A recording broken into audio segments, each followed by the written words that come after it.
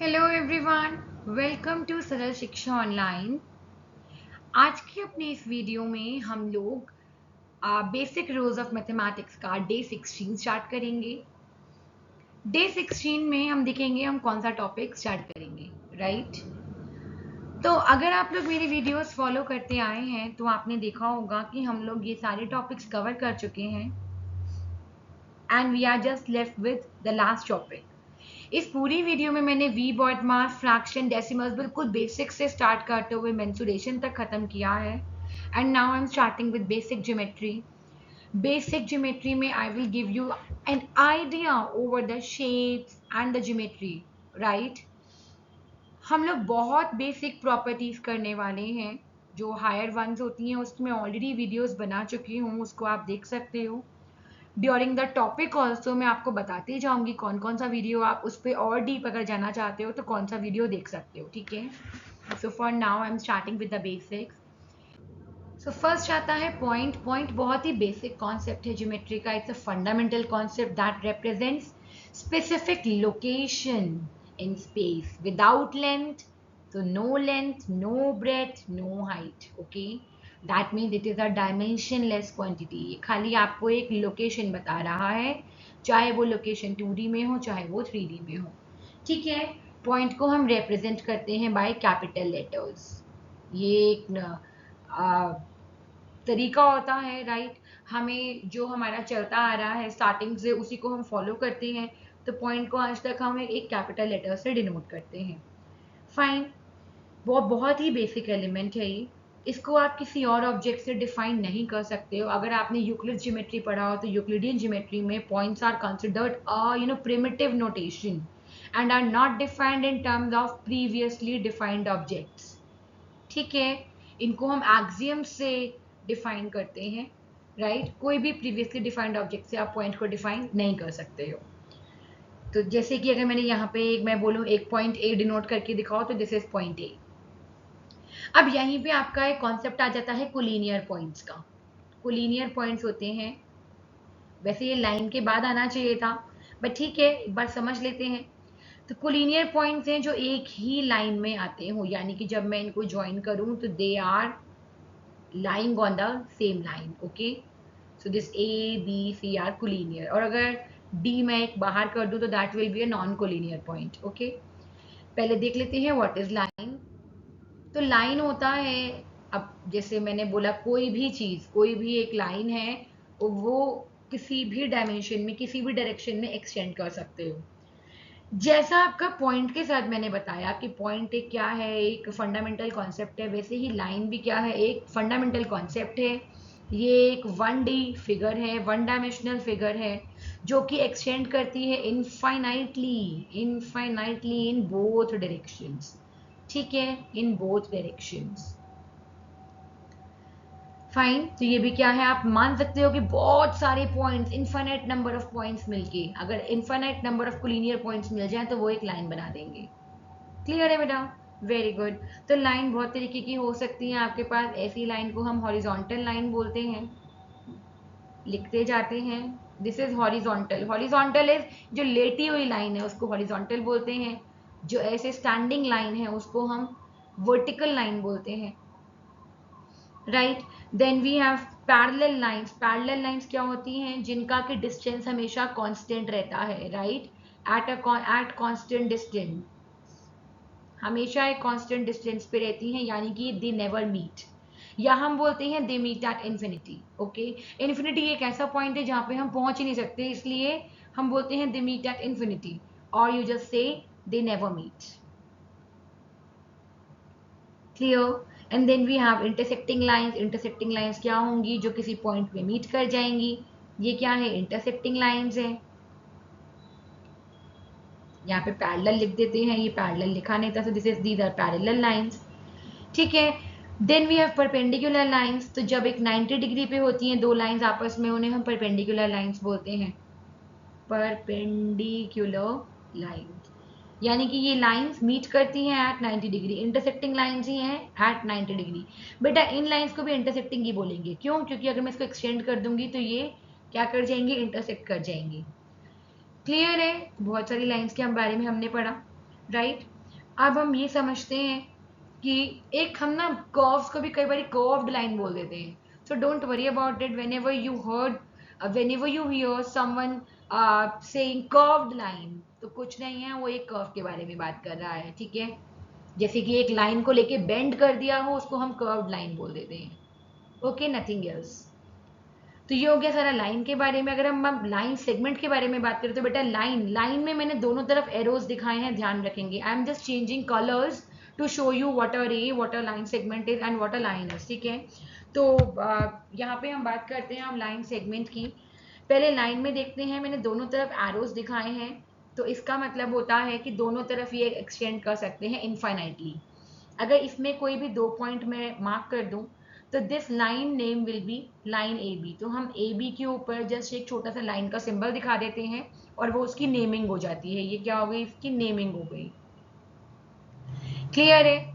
और अब अगर मेरे को यहाँ पे सपोज पॉइंट से नहीं दिखाना है, लाइन को नाम देना है, तो लाइन को हम स्मॉल लेटर्स से नाम देते हैं, स्मॉल लेटर्स को यूज करते हुए लाइन का नाम देते हैं। तो इसको आप ए बी बोल सकते हो और लाइन एल भी बोल सकते हो, क्लियर है, वेरी गुड। इसी में चेंज करते हुए अब हम पहले आते हैं लाइन सेगमेंट पे, या पहले रे पे आते हैं। तो रे में हम क्या करेंगे, यहाँ पे आप जो नोट करना है कर लेंगे, बिकॉज अब मैं यहाँ पे थोड़ा सा इरेज करने वाली हूँ। तो रे के लिए क्या किया हमने, ये देखिए, मैंने एक पॉइंट फिक्स कर लिया यहाँ पे, एक पॉइंट फिक्स कर लिया एंड दूसरी तरफ के पॉइंट से इसको एक्सटेंड कर दिया, ठीक है। दूसरी तरफ के पॉइंट से एक्सटेंड कर दिया, ये भी आपका 1D फिगर है, लेकिन ये infinitely in both direction extend नहीं होती है, it can extend only in one direction, x tends in one direction. तो इस जहां से ये पॉइंट, ये जो ए पॉइंट है, इसको आप ओरिजिन बोल सकते हो या एंड पॉइंट भी बोल सकते हो, ओरिजिन और एंड पॉइंट, ठीक है। तो it has one and point, right. तो ये होती है रे। रे के बारे में इतना काफी है, आप इसमें ये समझेंगे कि हाउ टू डिनोट इट, इसको डिनोट कैसे करते हैं, नेमिंग कैसे करते हैं इसकी। तो I am just changing here. तो जो इसकी नेमिंग है वो आप ए बी लिखते हैं और ऊपर रे का सिंबल दिखा देते हैं, clear, very well. Now we go to line segment. तो when we go to line segment, line segment क्या है, लाइन सेगमेंट आपका लाइन का एक सेगमेंट है, लाइन का एक सेगमेंट। तो लाइन का एक सेगमेंट मतलब सपोज आपके पास ये था, लाइन थी, ये आपने बोला ए बी, तो ये जो ए बी पार्ट हुआ इसके ऊपर इस तरह से दिखाया, this is a line segment. अगर मुझे खाली A B line segment draw करना है तो मैं खाली ऐसे ड्रॉ करूंगी, दो एंड पॉइंट्स दिखाऊंगी और यहाँ पे लिख देंगे A B. So line segment is a part of a line. अब आप समझेंगे लाइन को आप एक्सटेंड कर सकते हो इनफाइनाइटली इन बोथ डायरेक्शंस, तो no definite length, no definite length. Similarly ray, ray को आप वन डायरेक्शन में एक्सटेंड कर सकते हो बट इसकी भी कोई डेफिनेट लेंथ नहीं होगी। लेकिन लाइन सेगमेंट के पास दो एंड पॉइंट आ गए हैं, आप इसको आगे कोई एक्सटेंड नहीं कर सकते हो, तो line segment has a definite length, clear है, इतना समझते हैं, आगे बढ़ते हैं। नेक्स्ट आता है angles and type of angles. तो एंगल होता है जब हम दो रेस को एक ही एंड पॉइंट से ज्वाइन कर दें या एक ही ओरिजिन से ज्वाइन कर दें। जैसे एक रे ये हो गई, दूसरी रे ये हो गई, ठीक है, एक एंड पॉइंट से ज्वाइन कर दिया तो उन्होंने क्या फॉर्म किया, एंगल फॉर्म किया, तो दिस इज एंगल, ठीक है। प्रोट्रैक्टर की हेल्प से आप इसको कैलकुलेट कर सकते हो, राइट, कितना डिग्री, यहीं से आपका डिग्री का नोटेशन आता है, ठीक है, कितना डिग्री एंगल होगा। तो दिस इज एंगल, एंगल की नेमिंग कैसे होती है बेटा, सबसे पहले आप समझेंगे, दिस इज वर्टेक्स, इसको हम बोलते हैं वर्टेक्स। और ये जो रेस का नाम है ओ ए और से ओ बी, तो ओ ए एंड ओ बी आपकी क्या हो जाएंगी, आर्म्स हो जाएंगी, आर्म्स। तो दो चीजें ध्यान रखेंगे एंगल में, वर्टेक्स एंड आर्म्स, ठीक है। अब यहाँ पे समझते हैं टाइप्स ऑफ एंगल्स के बारे में। पहले तो हम देखते हैं इसकी नेमिंग कैसे करते हैं। तो नेमिंग में आपको ध्यान रखना है, हमेशा आगे एंगल का सिंबल बनाएंगे, ओ जो वर्टेक्स है वो हमेशा बीच में आएगा और आगे पीछे इसके जो बाकी के दो पॉइंट्स हैं वो लिख देना, ठीक है। तो ये पढ़ा कैसे जाएगा, A O B, this will be A O B, ऐसे पढ़ा जाएगा ये, ठीक है, क्लियर है। So that is the angle made by O A and O B. Simple आप ऐसे भी समझ सकते हैं इसको, you will read it as angle made by O A and O B. Okay, very good. अब टाइप्स ऑफ एंगल्स में क्या क्या आते हैं, इसमें हमारे पास मेनली आते हैं acute, right, obtuse, zero, reflex, complete. ठीक है, तो जीरो एंगल जिसका मेजर 0 डिग्री होता है, यानी कि एक आर्म दूसरी आर्म के ऊपर होगा बिल्कुल, राइट। अक्यूट एंगल में होता है less than 90 degree, less than 90 degree का एंगल होगा हमेशा। एक आप समझेंगे, एक आर्म दूसरी आर्म के ऊपर थी, अब वो आर्म खुलना शुरू हुई, right, it started to open, जब वो ओपन होना शुरू हुई तो सपोज वो यहाँ तक पहुंची, this is acute angle. Okay, right angle में वो दूसरी जो आर्म है वो 90 डिग्री पे आ चुकी है, 90 डिग्री। ऑब्ट्यूज में वो ग्रेटर देन 90 हो गई है और पीछे चली गई है, राइट, इस तरह से पीछे चली गई है। एंगल हमेशा हम ध्यान रखेंगे, एंगल हमेशा हम एंटी क्लॉकवाइज बनाते हैं, ठीक है। रिफ्लेक्स एंगल, रिफ्लेक्स एंगल में क्या होगा, ये मोर देन 180 हो गया। ओके, रिफ्लेक्स से पहले मुझे स्ट्रेट बताना चाहिए, तो I am just writing straight here. Straight angle होता है 180 डिग्री, तो 180 डिग्री में बिल्कुल स्ट्रेट आ गई है ये यहाँ पर, this is 180 degree. Now reflex angle, reflex angle will be more than 180 degree, तो ये था आपका 180 डिग्री पे, हम और नीचे आ गई, तो ध्यान रखना यहाँ मेंशन नहीं करेंगे इसे, this is the angle. Okay, तो ये हो जाएगा reflex angle. And now complete angle, complete angle में वो रे पूरी घूम के वापस आ गई है, पूरी घूम के चक्कर लगा के वापस आ गई है ऑन अनदर रे, ठीक है। So that is complete angle, इसका मेजर होता है 360 डिग्री। ध्यान रखेंगे 0 डिग्री पे मैंने कोई एंगल मेंशन नहीं किया है, क्योंकि यहाँ पे एंगल बनना शुरू ही नहीं हुआ है, और 360 डिग्री में वो पूरा घूम के वापस आ गया है। क्लियर है? So these are the types of angles that we will study. Okay, आगे चलते हैं। यहाँ पे अगर एंगल पे आपने और डीप में वीडियो देखना है तो ऊपर आपको इसका लिंक दिख रहा होगा, वहां पे आप जा सकते हैं, otherwise this is enough for the basics. चलते हैं आगे। पॉलीगन, पॉलीगन क्या होता है, पॉलीगन होता है simple close curve made of line segments only.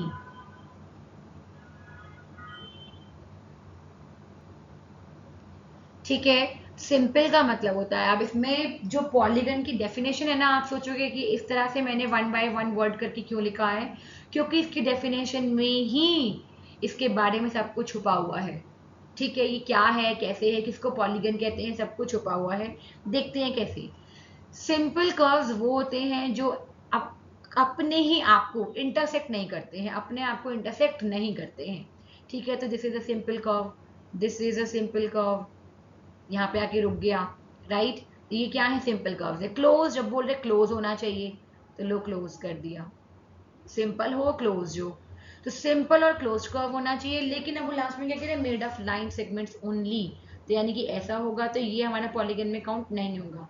ऐसे बना दे पॉलीगन है, ऐसे बना दे पॉलीगन है, ऐसे बना दे पॉलीगन है, ठीक है।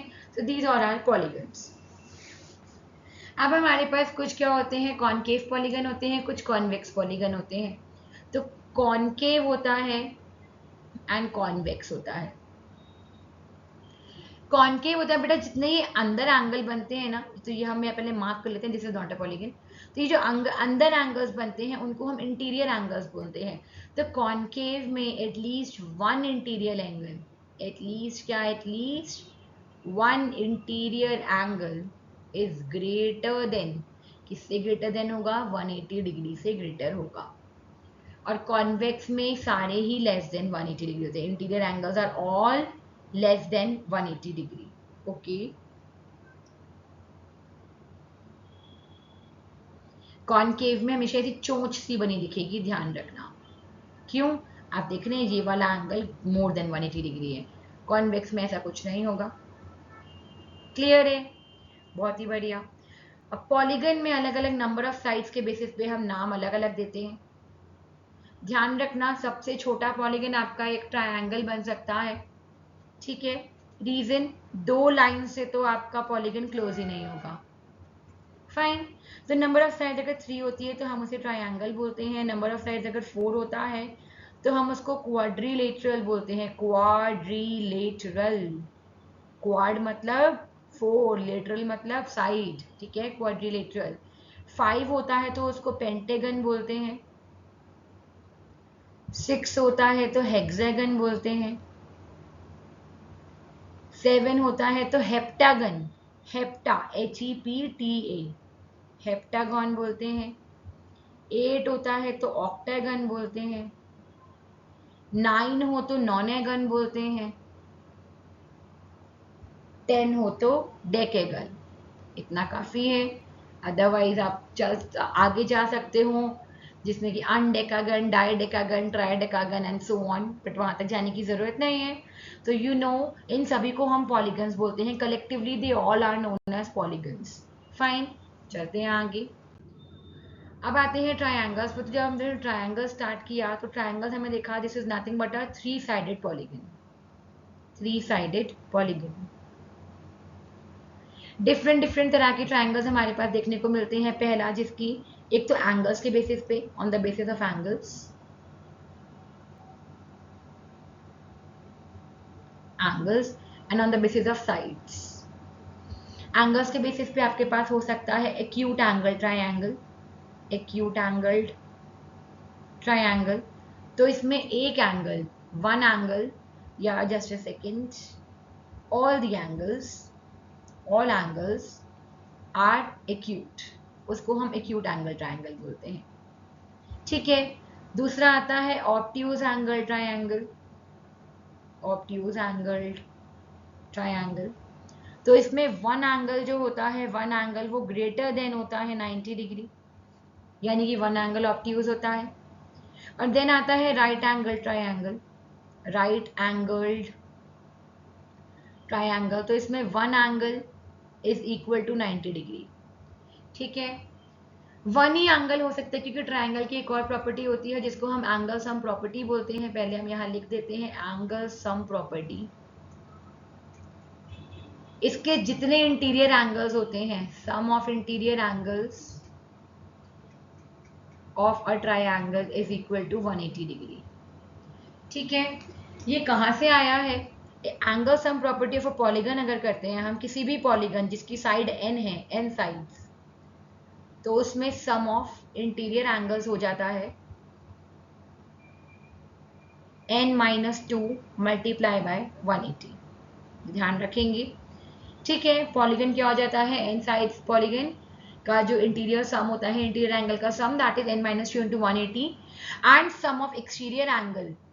बेटा कोई भी पॉलीगन हो, एक्सटीरियर एंगल्स होते क्या है पहले समझेंगे। अगर ये ट्रायंगल बना है तो इस साइड को मैंने यहाँ एक्सटेंड कर दिया। ध्यान रखना सारी साइड्स को एक ही साइड एक्सटेंड करना है, यानी कि अगर मैं इस साइड कर रही हूँ तो ये वाला यहाँ एक्सटेंड होगा और ये वाला यहाँ एक्सटेंड होगा। ठीक है। तो ये जो एंगल बनते हैं इनको हम एक्सटीरियर एंगल्स बोलते हैं। ओके। तो कोई भी पॉलीगन हो उसमें सम ऑफ एक्सटीरियर एंगल हमेशा 360 डिग्री रहता है, ये आप ध्यान रखेंगे। क्लियर है?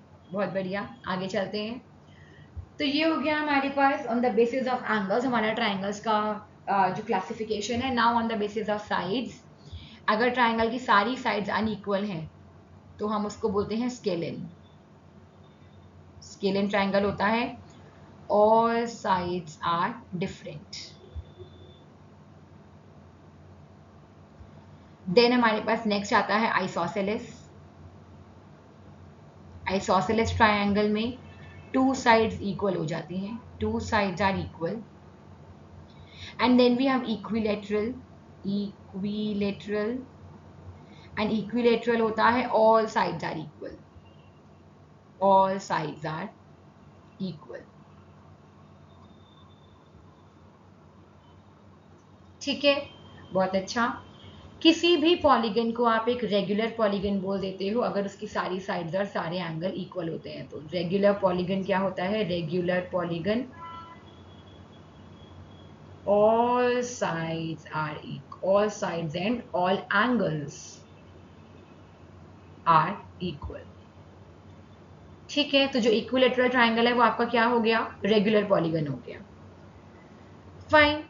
Similarity and congruency, similarity and congruency थोड़ा सा बाहर का कॉन्सेप्ट आ जाता है। बाहर का एज इन जब आप बिल्कुल बेसिक पढ़ते हैं तो सिमिलैरिटी एंड कॉन्ग्रुएंसी को डीप से पढ़ना इज बेटर, राइट। उसको हम ऊपर से सरफेस से टच करेंगे तो यू वोंट गेट एनीथिंग। उसके लिए अगर आपको सिमिलैरिटी और कॉन्ग्रुएंसी का वीडियो देखना है तो यहाँ पे अगेन एक लिंक शो होगा आपको, यहाँ पे ऊपर के साइड पे आपको एक लिंक दिखेगा, तो प्लीज इस लिंक को क्लिक करेंगे और वहाँ पे आप similarity of triangles and congruency की वीडियोस बहुत अच्छे से देख सकते हैं, ठीक है। So that was the basics of triangles. आगे चलते हैं हम क्वाड्रिलेटरल्स पे। तो क्वाड्रिलेटरल्स आपका होता है four sided polygon, four sided polygon. Four sided polygon में बहुत सारे क्वाड्रिलेटरल्स आते हैं, ध्यान रखेंगे। जैसे कि पहला हम करेंगे ट्रेपीजियम, ट्रेपीजियम। दूसरा होगा पैरेललोग्राम, तीसरा होगा, वैसे मुझे पैरेललोग्राम के अंडर ही लिखना चाहिए तो मैं अभी इसके पैरेललोग्राम के अंडर ही लिख रही हूँ। हैं वो अलग अलग क्वाड्रिलेटरल बट वो सारे पैरेललोग्राम है अब जो मैं आगे बताऊंगी। सो रेक्टेंगल, rhombus, स्क्वायर, ठीक है। ध्यान रखेंगे पैरेललोग्राम के ही अंडर आते हैं rectangle, rhombus and square. Even आप ये भी बोल सकते हो कि ट्रेपीजियम के अंदर ही आता है पैरेललोग्राम, राइट। समझते हैं। इसके अलावा एक और आता है हमारे पास काइट। वन बाय वन सबको समझते जाते हैं। ट्रेपीजियम होता है कोई भी क्वाड्रिलेटरल जिसमें at least one pair of opposite sides are parallel. Parallel को हम ऐसे दिखाते हैं एरोस दिखा के। तो एटलीस्ट वन पेयर बोला है तो पैरेललोग्राम में तो दोनों साइड पैरेलल होता है, इसलिए हम बोलते हैं कि पैरेललोग्राम भी एक तरह का ट्रेपीजियम ही है, ठीक है। तो यहाँ पे आता है at least one pair of opposite sides are parallel. Parallelogram में both pair of opposite sides parallel होते हैं, both pairs of opposite sides parallel. Rectangle में क्या होता है, रेक्टेंगल एक ऐसा पैरेललोग्राम है जिसमें सारे एंगल 90 डिग्री होते हैं, all angles are 90 degree. Rhombus में क्या होता है, ऑल साइड्स इक्वल हो जाती हैं। तो रेक्टेंगल में ऑल एंगल्स इक्वल हो गए थे और रोम्बस में ऑल साइड्स आर इक्वल। ध्यान रखिए बेटा, अगेन ये सब अब पैरेललोग्राम ही है तो पैरेललोग्राम की प्रॉपर्टी तो वहां फॉलो करेगी ही करेगी, ठीक है। All sides are equal. और स्क्वायर में क्या होता है, स्क्वायर रेक्टेंगल और रोम्बस का कॉम्बिनेशन बन जाता है और वहां आ जाता है all sides and all angles are equal, all sides and all angles are equal. पहला हम इन सबके फिगर्स बना लेते हैं, फिगर समझते हैं, उसके बाद हम चलेंगे काइट पे। तो ट्रेपीजियम बना दिया था, पैरेललोग्राम आप ऐसे बना सकते हैं, ठीक है। So this side is parallel to this side and this side is parallel to this side. Fine. Rectangle कैसा हो जाएगा, सारे के सारे angle 90 degree, all angles are equal. Rhombus में एंगल पे कोई बात नहीं की है बट हाँ बोला है सारी साइड्स इक्वल होंगी, यानी कि ये साइड इक्वल टू ये साइड इक्वल टू ये साइड इक्वल टू ये साइड। और स्क्वायर साइड्स भी इक्वल होंगी, एंगल्स भी इक्वल होंगे, ठीक है। तो ये हमारे पास अलग अलग तरह के क्वाड्रिलेटरल आ गए हैं, इन सबकी अपनी अलग अलग प्रॉपर्टीज रहती हैं, राइट। काइट, काइट एक ऐसा क्वाड्रिलेटरल है जो कि जिसे पतंग उड़ाते हैं ना आप, तो पतंग ही है ये, ठीक है, तभी इसका नाम ही काइट है। तो इसमें ये वाली साइड इसके इक्वल रहती है, यानी कि two pair of adjacent sides are equal. Adjacent होती हैं जुड़ी हुई साइड, ठीक है। तो दो पेयर एडजेसेंट साइड के इक्वल होते हैं, जैसे कि आपको यहाँ पे दिख रहा है। फिर this is A B C D, तो ए बी जो है ए डी के इक्वल है और बी सी जो है डी सी के इक्वल है। ऐसे इसमें one pair of opposite angle, जहाँ पे मैं येलो से मार्क करूंगी, वो इक्वल रहता है। तो one pair of opposite angle equal रहता है।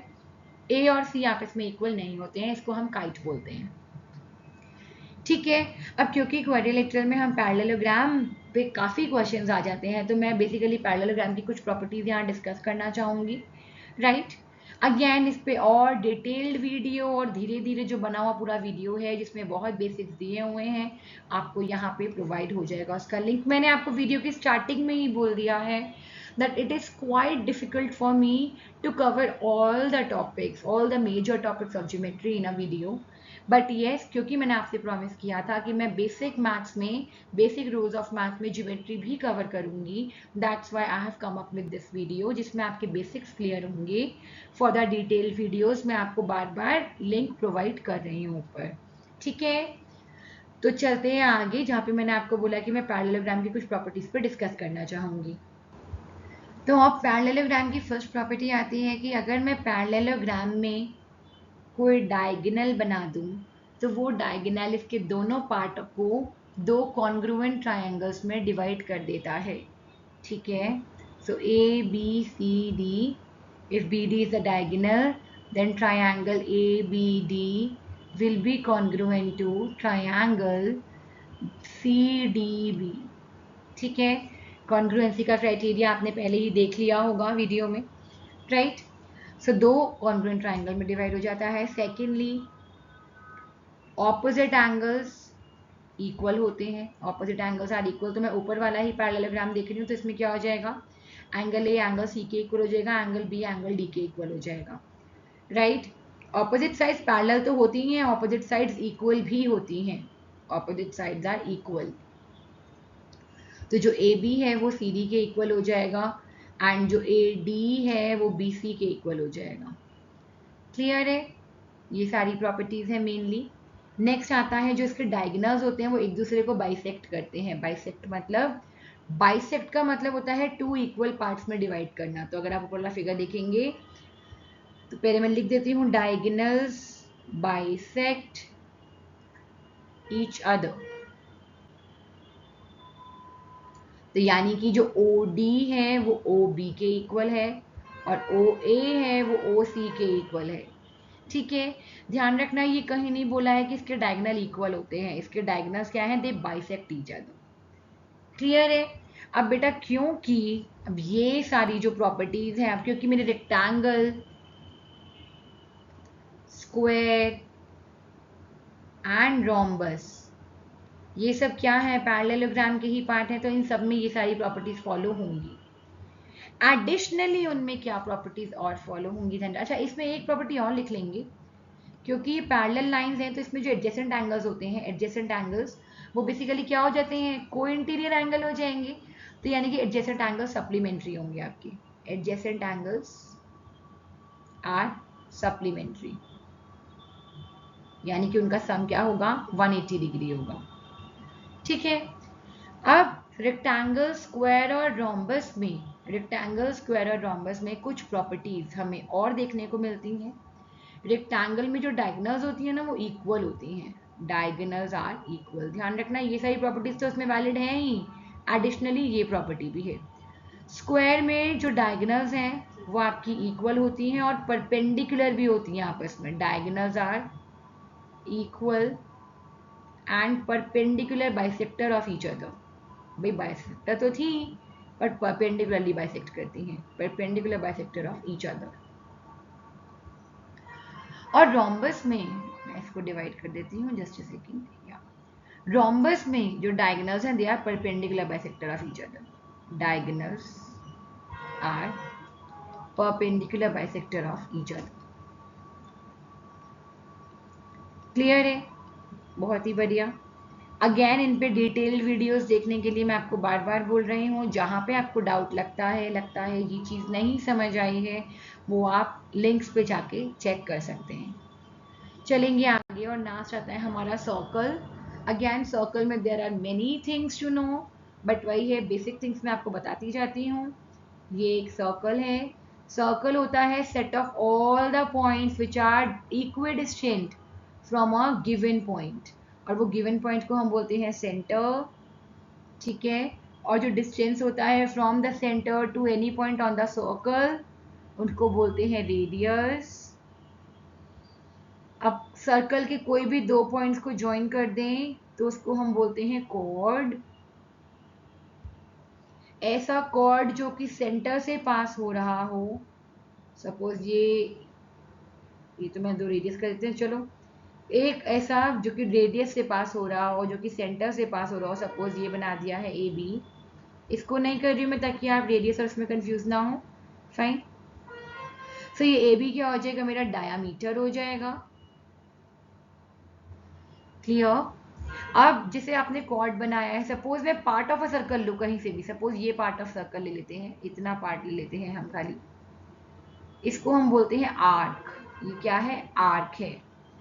अब आर्क और कॉर्ड के बीच का, आर्क है ये और ये कॉर्ड है, सेम आर्क और सेम कॉर्ड, ठीक है ना।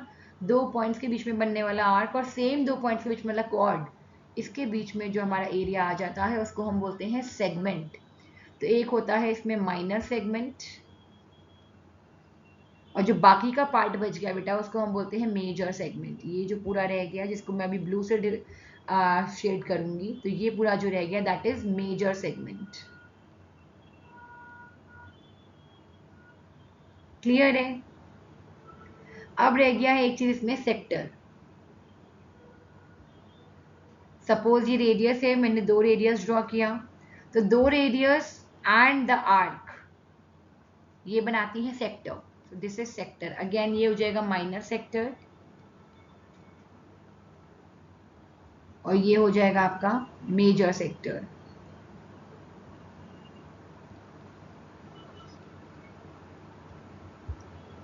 ठीक है, वेरी वेल। अब इसमें 2 चीजें और हैं। अगर एक लाइन सर्कल को 2 पॉइंट्स पे इंटरसेक्ट करके गई है तो उसको हम बोलते हैं सीकेंट। क्या बोलते हैं, सीकेंट। और अगर एक लाइन उसको खाली एक पॉइंट पे टच करके गई है, खाली एक पॉइंट पे टच करके गई है, तो उसको हम बोलते हैं टेंजेंट।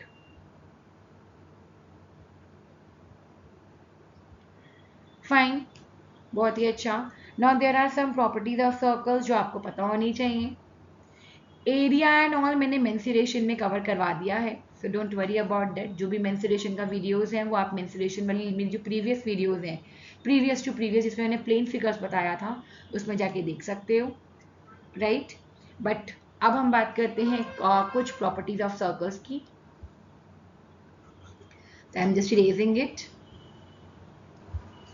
तो इसकी फर्स्ट प्रॉपर्टी आपकी आती है कि जो रेडियस होती है, फर्स्ट इज, बहुत शॉर्ट में लिखवा रही हूँ, फटाफट से समझ आ जाता रहेगा। रेडियस हमेशा परपेंडिकुलर होती है टेंजेंट के at point of contact. Point of contact मतलब जहाँ पे उसने कांटेक्ट किया है टेंजेंट से, जहाँ पे टेंजेंट ने सर्कल से कांटेक्ट किया है बेसिकली, ठीक है। तो इस तरह से सपोज ये पॉइंट है जहाँ पे टेंजेंट कांटेक्ट करके गया है, अगर यहीं पे मैं रेडियस ड्रॉ कर दूंगी तो this radius will be perpendicular to the tangent. Okay, बहुत सारी चीजें सॉल्व कर देता है ये चीज। सेकंड है, अगर मेरे पास 2 इक्वल कॉर्ड होते हैं तो वो सेंटर पे इक्वल एंगल सबटेंड करते हैं, चाहे इक्वल कॉर्ड्स हो चाहे इक्वल आर्क्स हो, ठीक है ना। तो I am just writing here 2 equal arcs और equal chords subtend equal angles at the center. Fine. तो यानी कि अगर हम बोलते हैं 2 equal arcs equal chord subtend कर रहे हैं इक्वल एंगल्स, तो इसका वाइसे वर्सा भी ट्रू है। थर्ड प्रॉपर्टी आपकी वाइसे वर्सा ही आ जाती है। वाइसे वर्सा मतलब अगर इक्वल एंगल्स हैं, अगर इक्वल एंगल सबटेंड हो रहे हैं, if angle subtended are equal, ध्यान रखना है एट सेंटर पे ही बात करेंगे, at centre, at equal, then chords or arcs are equal.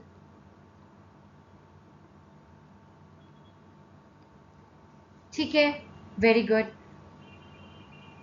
Next property आती है, जो एंगल सर्कल के सेंटर पे सबटेंड होता है बाय एनी कॉर्ड और बाय एनी सेगमेंट, राइट, जो बाय एनी कॉर्ड और बाय एनी आर्क, तो सेम ही आर्क जो है वो सर्कल पे जो एंगल सबटेंड करती है वो उसका हाफ होता है। मतलब सपोज दिस इज ए, यहाँ पे O, this is B, this is C। So angle ACB will be half of angle AOB. ये ध्यान रखना है, वेरी इंपॉर्टेंट प्रॉपर्टी। और इसी से आपका आता है एक और प्रॉपर्टी, अगर सपोज यही किसी और जगह पे एंगल सबटेंड कर रही थी डी, तो बेटा अब ये जो एंगल ADB है वो भी हाफ ऑफ एंगल AOB होगा, right?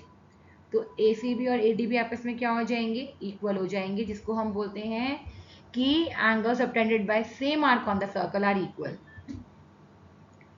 Bye same arc on circle. Angles by same arc on circle are equal.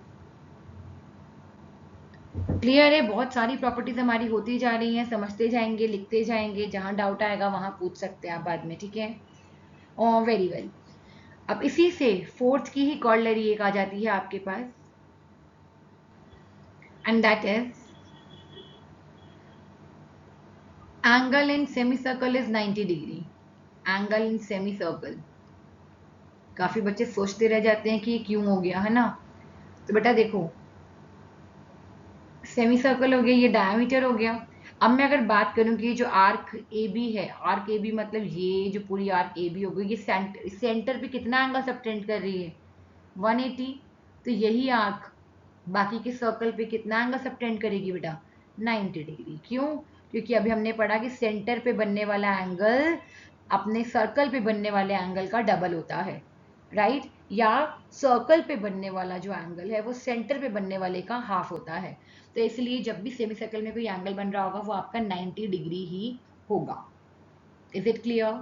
बहुत बढ़िया। नेक्स्ट आता है sixth property. If a radius is perpendicular to a chord, then it bisects the chord. If R is perpendicular, R भी नहीं आप बोल सकते radius, हाँ ठीक है, you can write this. If R is perpendicular to the chord, chord को मैं नाम दे देती हूँ AB, then it bisects the chord, यानी कि AM is equals to MB हो जाएगा। Again इसका vice versa भी true है, that if AM is equal to MB, then radius will be perpendicular to the chord. Clear है? दोनों चीजें ध्यान रखेंगे। इसी के साथ एक और कॉर्डलरी आ जाता है इसका, सपोज दो इक्वल कॉर्ड्स हैं, वो हमेशा इक्वी डिस्टेंट रहते हैं from the centre. Two equal, यानी कि ये अगर मैं डिस्टेंस ले लूँ, इसको कुछ हम D1 ले लेते हैं, यहां से लेके यहां तक का, and this is D2।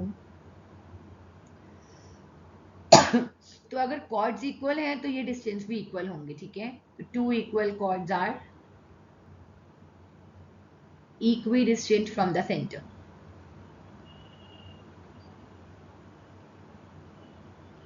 And similarly बेटा, अगर दो कॉर्ड्स इक्विडिस्टेंट है तो वो क्या होंगे? इक्वल होंगे। तो यहाँ पे मैं 9th लिख रही हूँ, if chords are equidistant, distance हमेशा परपेंडिकुलर डिस्टेंस लेते हैं, ये ध्यान रखेंगे, ठीक है? So if chords are equidistant, then they must be equal. Clear है? तो एक ही वीडियो में, इवन सर्कल्स की एक ही स्लाइड में मैंने आपको बहुत सारी प्रॉपर्टीज दे दी हैं इसकी, राइट? लेट मी चेक और प्रॉपर्टीज हैं तो सो या मेजरली यही है। अगैन इसका भी मैंने आपको पहले ही बताया है, कुछ भी एरिया देखना है, सर्कमफ्रेंस देखना है, ये सब आपको मेन सोल्यूशन की वीडियोस में मिल जाएगा। So thank you for today. I have tried to cover all the topics, और जो भी सरफेस से टच हुआ आपको लग रहा है या आपको लग रहा है कि ये तो आपको पता था, आपको थोड़ा और डीप जाना था, उस सबके लिंक्स इस वीडियो में दिए हुए हैं। सो watch those videos and stay tuned to my channel. Subscribe to my channel if you haven't subscribed yet. Thank you so much. See you again in my next series. और next series भी बहुत जल्दी आने वाली है, so stay tuned. next series आपकी most probably आपका या तो advanced mathematics पे होगी, या इन्हीं कुछ जो टॉपिक्स हमने बेसिक से कवर किया है, बेसिक से टच किया है, उसमें हम we will go deeper. ठीक है? तो या तो आप मुझे कमेंट्स में बता सकते हैं कि कौन सी पर्टिकुलर टॉपिक पे आप डीप वीडियोस चाहते हैं, और या फिर अगर आपके पास मेरे पास कोई कमेंट नहीं आएगा तो मैं इसी वीडियोस के आगे एडवांस वीडियोस बना सकती हूँ, ठीक है। तो स्टे ट्यून्ड। बहुत ही अच्छा लग रहा है मुझे कि आप लोगों ने यहाँ तक कि ये वीडियोस देखे हैं और ये वीडियोस देख के आपने एक पूरी सीरीज मेरे साथ खत्म करी है। That's really wonderful. So thank you, bye bye.